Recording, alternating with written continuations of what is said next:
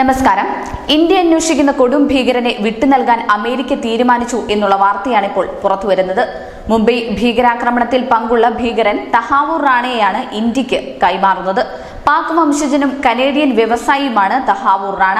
മുംബൈ ഭീകരാക്രമണം നടന്ന ഒരു വർഷത്തിനുള്ളിൽ തന്നെ ചിക്കാഗോയിലെ FBI റാണയെ അറസ്റ്റ് ചെയ്തിരുന്നു. റാണയും സുഹൃത്തായ ഡേവിഡ് കോൾമാൻ ഹെഡ്ലിയും ചേർന്ന് ആക്രമണം നടത്താൻ മുംബൈയിൽ വിവിധ സ്ഥലങ്ങൾ സന്ദർശിച്ചതായും അന്വേഷണ സംഘം കണ്ടെത്തിയിട്ടുണ്ട്. ശിക്ഷ പൂർത്തിയാക്കി ജയിൽ മോചനത്തിനൊരുങ്ങുന്ന വേളയിലാണ് റാണയെ ഇന്ത്യക്ക് കൈമാറാൻ തീരുമാനിച്ചിരിക്കുന്നത്. ഇതിനെതിരെ റാണ അമേരിക്കൻ കോടതിയെ സമീപിച്ചിരുന്നു എങ്കിലും കുറ്റവാളികളെ കൈമാറാനുള്ള നിയമത്തിന്റെ പരിധിയിൽ വരുന്നതുകൊണ്ട് റാണയെ ആവശ്യപ്പെടാൻ ഇന്ത്യക്ക് പൂർണ്ണമായും അവകാശമുണ്ടെന്ന് കോടതി വിധിക്കുകയായിരുന്നു.